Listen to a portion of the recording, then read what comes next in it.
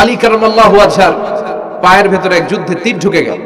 এই তীর টেনে বের করা যায় না, তীর টান দিলে উনি চিৎকার মারে, জখম হয়েছে অনেক ভিতরে। বিশ্বনবী বললেন, আরিহনা বিসসালাহ ইয়া বিলাল, আকিমিস সালাহ, বেলাল আযান দাও, নামাজ শুরু করি। নামাজ শুরুর আগে আরেক সাহাবীরে বললেন, আলী যখন জামাতের কাতারে দাঁড়াবে, তুমি নামাজে না দাঁড়িয়ে আলীর পায়ের সামনে যে ওই পায়ের তীরটা টান দিয়ে বের করবা। সুবহানাল্লাহ পড়েন। একামত হলো, বিশ্বনবী সালাত শুরু করলেন।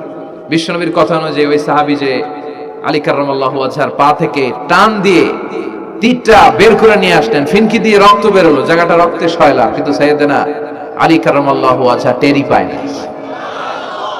সালাত শেষ, উনি দেখেন পায়ের মধ্যে তীর নাই, রক্তের সয়লাব, যেখানে দাঁড়ালেন ওখানে খালি রক্ত। বিশ্বনবীরে বললেন, ও নবী, আমার পায়ের তীর কই? বিশ্বনবী বললেন, আলী রে, আমি জানি তুমি যখন যায় নামাজের জন্য দাঁড়িয়ে যাও, দিন দুনিয়ার হুঁশ তোমার থাকে না, তোমার হৃদয়টা এখানে থাকে না, দেহটা এখানে থাকে, হৃদয়টা চলে যায় আল্লাহর আরশের উপরে। উনাদেরও নামাজ, আমাদেরও নামাজ।